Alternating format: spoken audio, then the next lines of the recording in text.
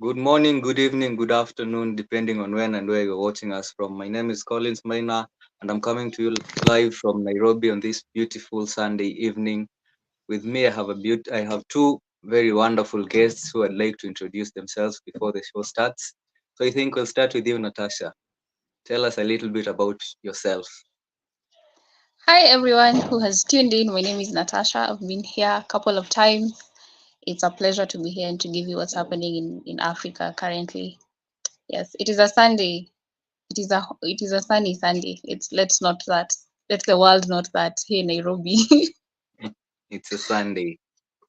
Yes, a Yeah. sunny one. Thank you for thank you for that, Natasha. I think Jeff will join us later, but for now we can go on. This show is meant to give you information about the happenings in Africa. We tell you what's happening, what's happened, what will happen, or what we anticipate will happen. So, to start us off, I think we'll go to the beautiful land of Uganda, where the 70-year-old woman gave birth to twins. And this is just but a testament of the will of the human spirit, because giving birth at 70, Natasha, it's not easy. Women go into menopause somewhere around 50 years of age, but she Yeah. managed to give birth at 70. Her name is Miss Safina, and if you read her story, you'll see that for close to 40 years she'd been trying to sire a child, or all this without success. But after 40 years in 2020, she got her first child, and then 3 years later, she was blessed with twins, double blessings.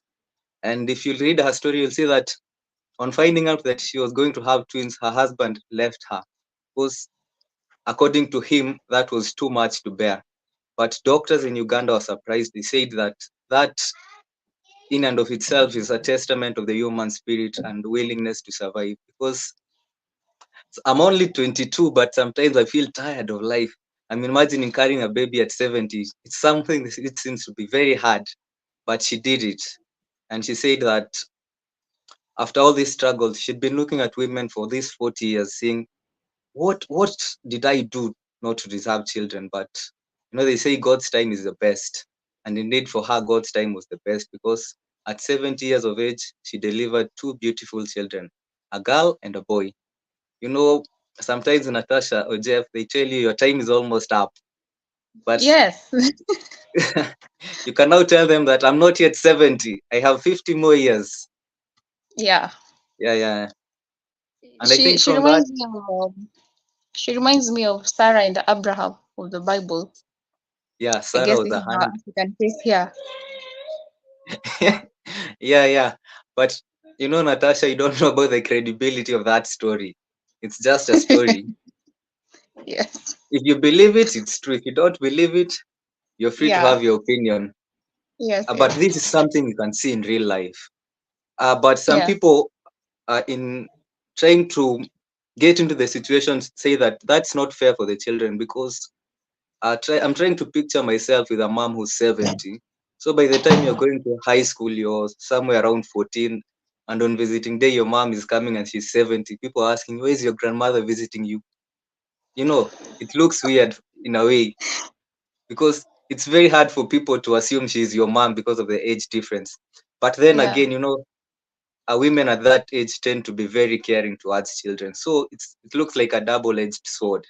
It looks like bad on Yeah. the one hand, but on the other hand, it looks good. I'm And also from looking at there, the energy. At yeah, the energy but it takes to just raise the child yeah, at the she- being 70, an infant, especially the yeah, first few years, and now you have two of them. It's a lot of yeah. energy It you looks need to hard. have. It looks hard. Yeah. And the surprising thing is that she didn't even have money for the delivery. All that was taken up by the hospital. I assume that the husband's lady is around 80 plus years. So already he does not have even the energy to work and provide for the kids. So I think the husband will just go. They have pension, we hope. Aye. Yeah, The food does not reach to yeah, them. yeah. But I think those kids will be very spoiled. Yeah. But I think from then we can move on to our next story, which is from Kenya, where the famous Kaunda suit has been banned in parliament. The Kaunda suit was made famous by the Zambian president, Mr. Kenneth Kaunda. But now the Kenyan parliament has said it goes against the parliamentary dress code. In his address to parliament, Speaker Wetangula said that he has noted that there have started to be some funny dressing trends within the Kenyan parliament. And he also went to the extent of even banning traditional wear in the Kenyan parliament. And you know, recently our president has been very fond of this suit. And in the wake of that, other politicians are also seeming to be following suit, trying to wear that suit in emulation of our president, which I think is not a bad thing because it represents an Africanness within us. But according to the Kenyan speaker, it's not right to wear that because according to him, a properly dressed man in parliament should have a shirt, a long sleeved one for that matter, a long trouser, a tie, a collar, and shoes. And for the excuse, because they've been told to wear smart, casual, or formal wear. But for the men, no wearing traditional African clothes, something which has elicited a lot of debate. People are trying to say that why are we trying to run away from our Africanacity? Why are we trying to adopt Eurocentric ways of dressing? Because these suits were not made by Africans. Africans traditionally had their very colorful clothes. And a lot of people are asking, why don't we allow them to go into parliament dressed that way? It looks like we are emulating certain universities in Kenya which don't allow you to dress in a certain way.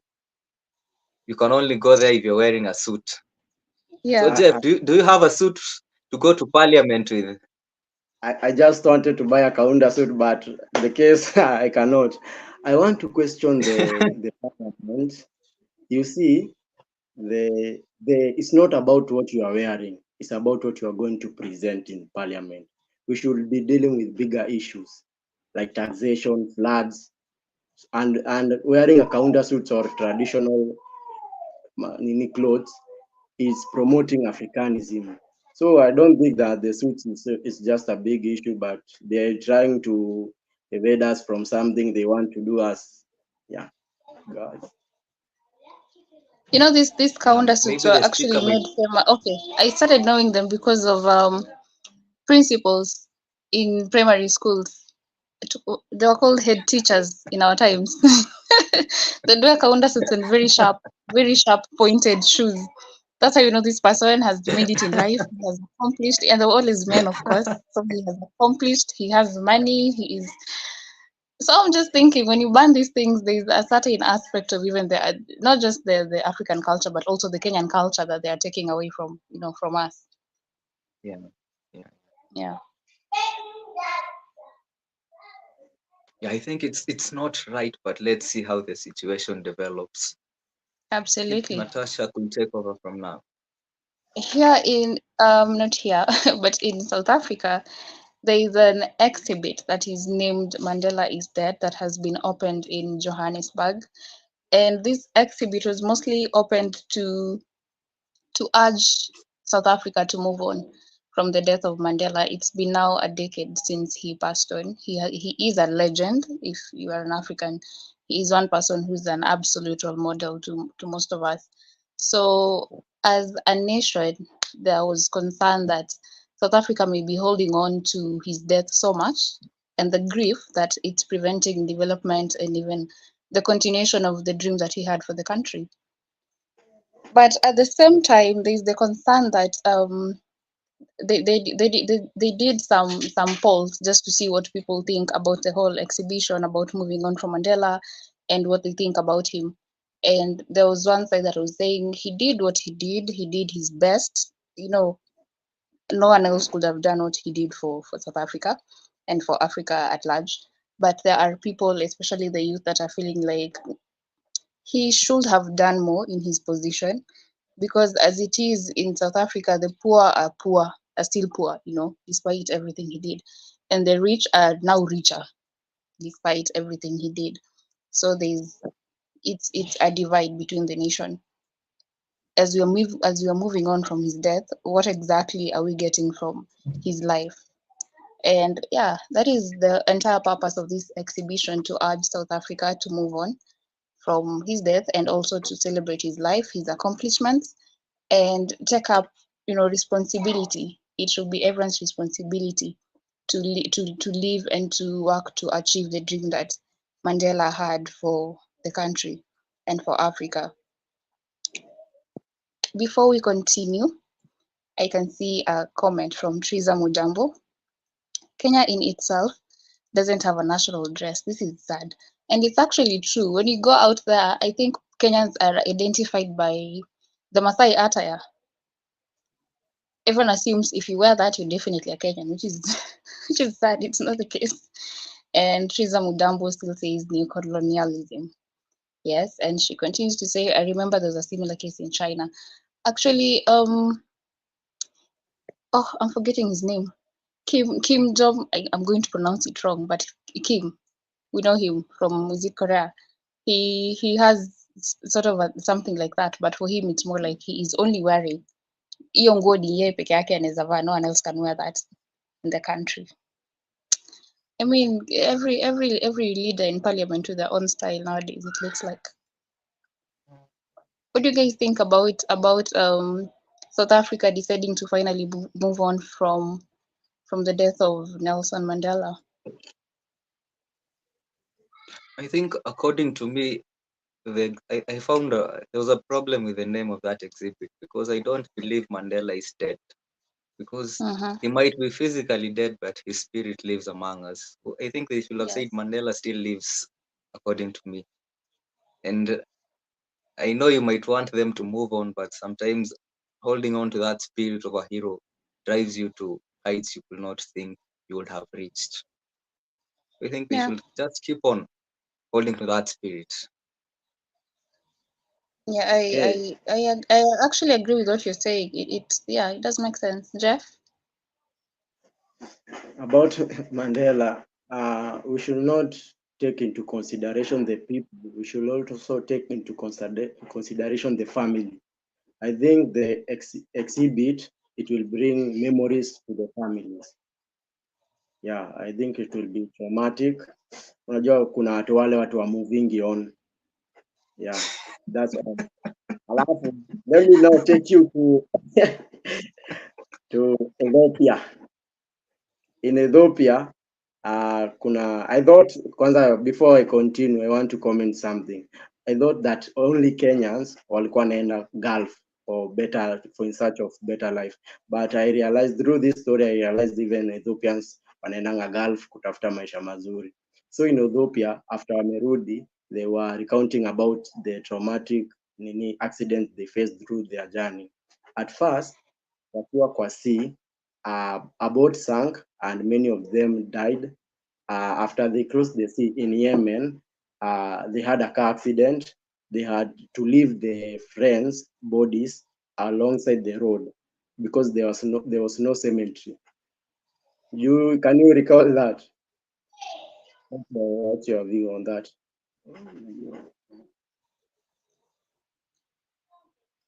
I read those stories and they were actually very sad, because one of them said he has had a scar for five months and it has not healed, it has not disappeared.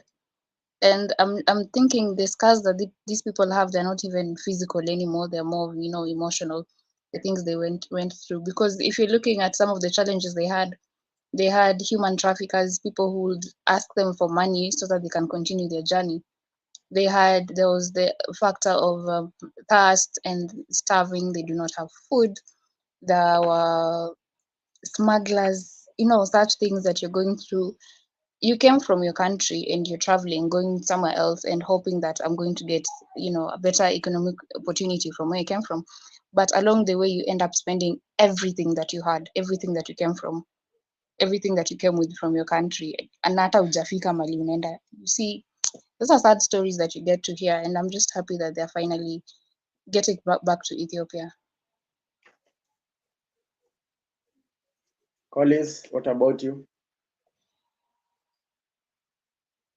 Yeah, I get you. And sometimes you think life at home is very hard until you get out of home and realize that indeed it was easy at home. So sometimes it's better if you stay where you are and try to build from within than building from without. I think that will be my comment on that issue. Yeah. Now I can take you to another country, the Ivory Coast. In Ivory Coast, they have started farming giant snails. According to the government, they are providing training to small farmers so that they can have the skill to manage this giant snail. I think due to climate changes in Ivory Coast, the snails are disappearing from the rainforest and they are vanishing on the outside. So the government took an initiative and started training of farmers to how to grow the giant snails. And I was researching about the snails, and I heard some comments that although there are many advantage factors about the snail, there are also disadvantage factors, but I will not mention. So giant snails help in the skin moisturizing from Nini. Yeah. What's your comments on that?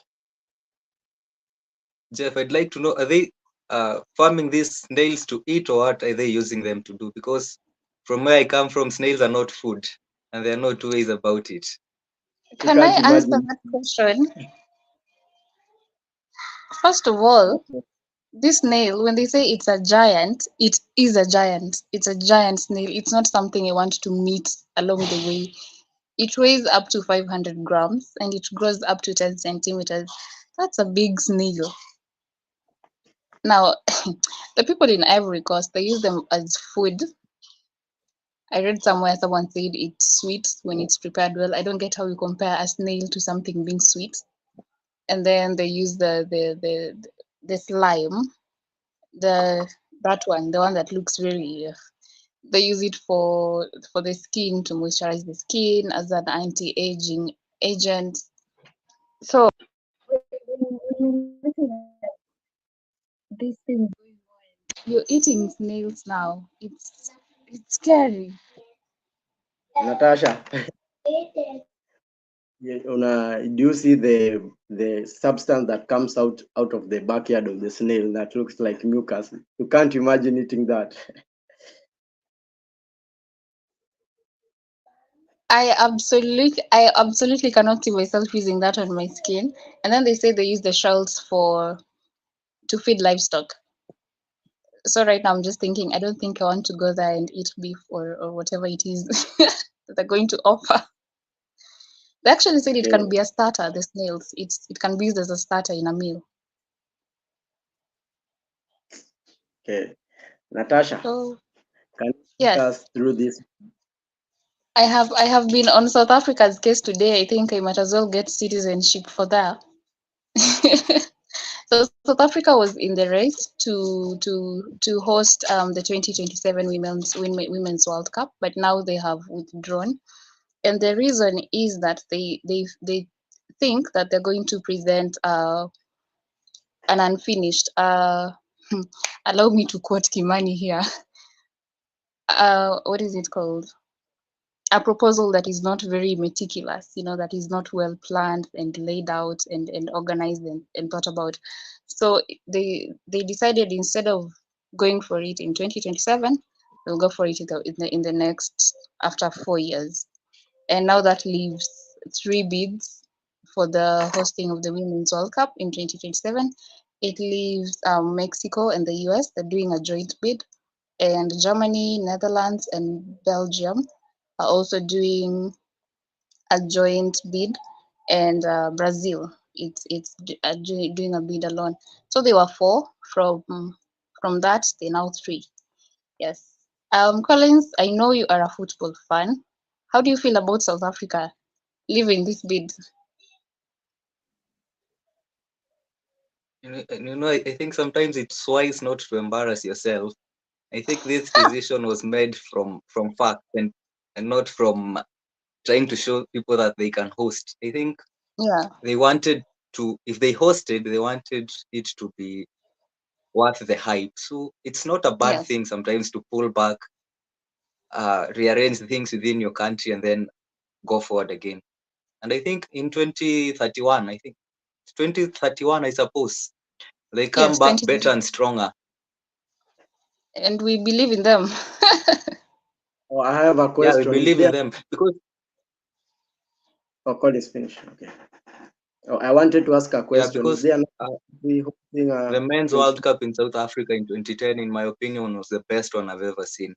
So if it's Yeah, going to take 4 more years for us to have something similar, it's not such a long wait. We can wait it's and see what it's they'll worth the have for wait. us. Yes. Yeah. Oh, mine was a question. I wanted to ask a question. Is there another country in Africa hosting the African FIFA Women's Cup?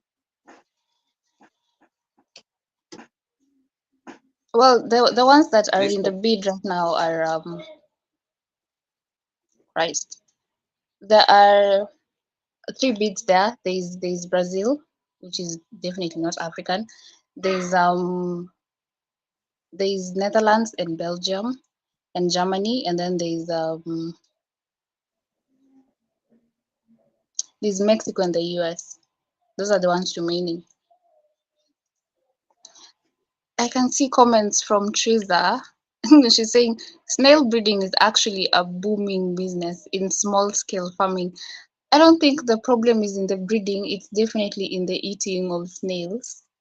Maybe it's because it's something you haven't tried, but I don't think I'm trying that voluntarily. I'm not sure about you, Collins. And Ethiopians go through it. I wouldn't know. Triza is also saying Ethiopians go through it. I think this is in relation to the story we said about them traveling. Ethiopian Jews happened to go to Israel to reconnect with their faith, and instead of being welcomed into the community, they were sterilized. What? This is not a way to welcome someone. And Dunga is saying, how are giant snails disappearing? They are big and slow. Well, due to the climate, there has been deforestation in Cote d'Ivoire. Yes, please answer that. Due to climate change, they thrive in certain conditions. And now the government is just trying to make sure that they're not becoming an extinct species. Brandon Maina, do you think if it was Kenya, they would have withdrawn? In relation to the FIFA story, South Africa withdrawing, I wow, I don't want to speak for the Kenyan government. I'm not sure if they would have. At this point, I'm not sure. How much money is being offered? I think that will answer the question. It's something into the billions of shillings. Well, the answer is no, probably no. But Kenyans are known to make things happen, so I think we would have stayed through it and soldiered on. So in Senegal port, in around almost, not exactly, but almost 3 tons of cocaine was seized in the coast of Dakar. And this is not the first incident of cocaine being seized in Senegal and in East African countries.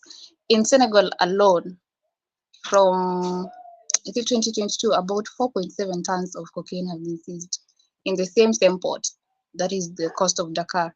In 2022, there was about 300 kilos and then 800 kilos early this year in January. So, according to the UN, they're saying now West Africa and Africa at large are becoming now a point for not just transporting these drugs, but also using the drugs. And I'm thinking the people who are most affected are probably the youth because of whatever is just going on in the continent, unemployment and whatever, all those things. So it's really when you see such things happening and you have to question, first of all, where are they going? Where was this cocaine going? In the first place, who was even ordering them? Is it a person, a group? Who is responsible for such things happening? Natasha, I want to add a Yes. question. After the government have found this cocaine, where does this cocaine go? Where do they take it? I really want to know. Where That's do a you think good they question. That's an absolute good question because even here in Kenya, we hear cases of marijuana being seized and you do not hear of where they went. Well, sometimes you're told they were banned. We have to believe that, of course. It's funny that they ban marijuana. Wow. Yeah, I get the joke. I mean, But mhm, the business of drugs is very funny because I think sometimes we yeah. try to fight it from the wrong place. Because if you look at cocaine, it's such a potent drug because its offer creates its own demand. I only have to give it to you once, and then from then you'll be Yes. hooked.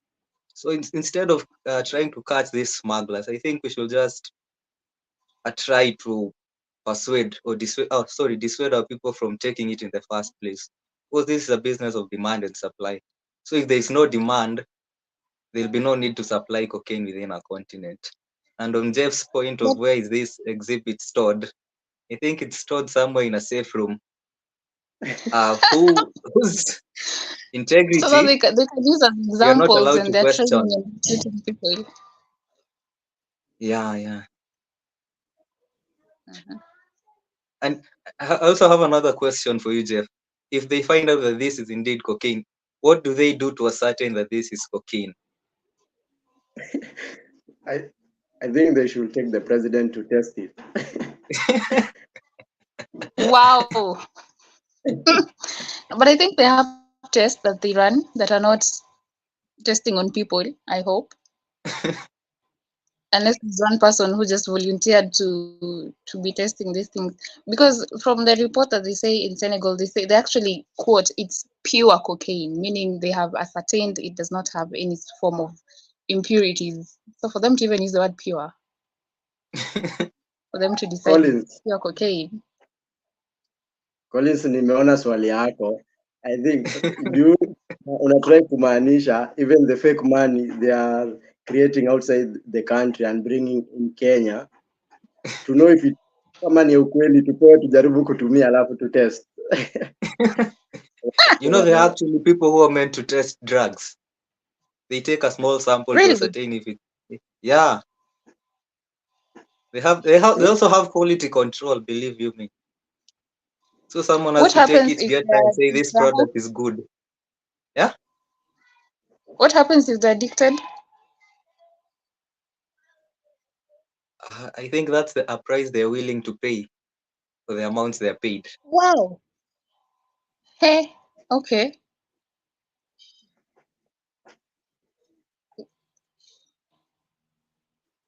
Yeah, and I think we're coming back to Kenya, where President Ruto, who just the other week said the rains we're experiencing are as a result of his prayers to the Almighty. But in going to the COP28 in Dubai, he seems to have changed and say that these rains were not as a result of his prayers, but instead were caused by climate change issues. In his address to the summit, he said that Africans bear the brunt of climate change, and even though they contribute, if you look at it, they contribute only about 3% to global greenhouse gas emissions. But if you look at it in terms of the impact of climate change, Africa bears the brunt of it, because just the other day we were experiencing our worst drought in 40 years. Then immediately after the drought, we went into a period of very heavy rainfall. So what President Ruto was basically trying to say is that European nations, being the major contributors to climate change, should now also be the major contributors in climate financing to try and address the adverse impacts of climate change within the African continent. Collins, about I have an argument concerning the government. Last, I think like 2 weeks ago, we planted the trees, but I visited an area and I found all the trees that were planted are no more there. I don't know what the government is doing, but I think although we planted the trees, the question we should be asking ourselves, how can we conserve the trees? You see? Yeah, that's my issue. The deforestation is still going on, but and then the trees we planted are no more. That's my Yeah, opinion. I think there's the idea of what should be done, but the implementation is they don't have a laid out plan for how things should be implemented. I was talking to someone who lives in Garissa, and he was saying even the like barabara ilikatika, the road broke. For those who don't understand Kiswahili, like you cannot pass using vehicles, so it's even difficult for them to get food. And you know, Garissa is not a place where they have it's not they cannot grow food and stuff, so they have to get it from other counties. But now they're not having that, and people there are starving. And you can imagine it's all these heavy rains. That should not be the case. The government say they're giving people boats. So how is the boat supposed to come through in such a situation? You see, so I just wish that future leaders that we are choosing, as much as they have a vision on how things should be done in such situations, they also know that there's a way things should be implemented to see that the vision you have and the way you're doing things, they're in line. Yeah. Yeah, I agree with you, Natasha. And on to our next story, which is in the same line with this story because it deals with issues of climate change. So Tanzania recently signed a very big carbon credit deal, which some people are reading into it as neocolonialism, because for this deal they kind of gave away 8 national parks in the deal to a foreign company. And this deal works in this way: the foreign company releases carbon into the environment, and then Tanzania, because in the forest there are trees, so the trees, by, I think you know photosynthesis, we've been to school, you know photosynthesis. So trees through photosynthesis capture this carbon from the environment. So this is basically what Tanzania has done. In exchange for their trees capturing carbon from the environment, they are given huge sums of money from these foreign companies, which a lot of people are not agreeing with, because these foreign companies seem to be buying land rights in Africa, which seems like another form of neocolonialism within our continent. It's like when Kenyans are being told to not agree to becoming a dump site for the foreign countries. Yeah. I think this is the same case that is happening here. And Tanzania really has to, sometimes it's not just about the money you're being offered. You have to look at the long-term results that, the long-term effects that this is going to have on your people and the country. Because even if we're saying the trees are doing whatever it is they're supposed to be doing, what happens to the people living around such areas? It's risky for them, despite of the trees being there. Yeah, I get you, Natasha. Jeff, do you have any comments on that? No, I want to take you back to South Africa. Na leo tumeongea South Africa sana. Tunafaa tuende. Tumewashtaki sana, warekebishe tabia. Okay, sir. About South Africa, kuna watu walikuwa mjengo and the lift broke down. 11 people were killed and 75 were injured. So I think the main constructor is being held into account because he did not observe the protocols given by the government to check the machines if they are working correctly. What's your opinion on that? Yeah, it looks to have been a very traumatic situation, because I remember in first year in school, a lift in the library broke down and it looked like a movie scene. People are running everywhere, jumping through windows, and I must imagine that they went through such a traumatic experience. So we grieve with them for their dead and hope that they'll put in place measures to ensure that this does not occur again. Yeah, and unfortunately, this is something that is always happening in South Africa. When I read this report, I also read that every year, at least more than a dozen of people die in these mines, and it's sad. If you keep losing people and the measures that should be put in place to stop these things from happening, then why don't you do exactly that, whatever it takes to save a life? Okay, and I have a comment. Sorry to say this, but I must say it. Do you remember kuna time memes fulani zilikuwa zina trend about the mjengo thing? It's not a joke, but allow just me to say this. Kama unapata msomo andiko unaambiwa mbona unashuka haraka? Yeah. Yeah. This will have been one of those situations because they are describing it as these guys are actually going up, but the lift ikaanza kuanguka, so it just started descending haraka sana. So you can imagine 86 people. You might be asking, mnaenda wapi, mbona mnashuka haraka?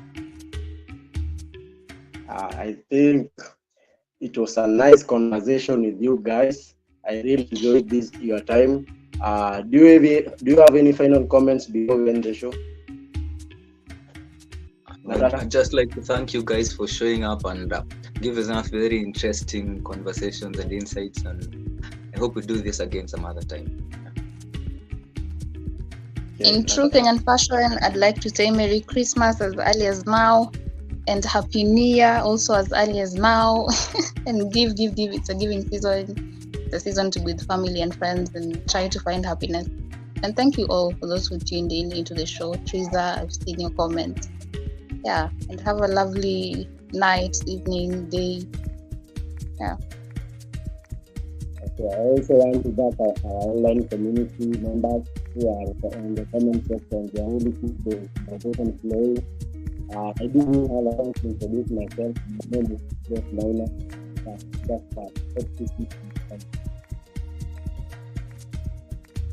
Here to remind you on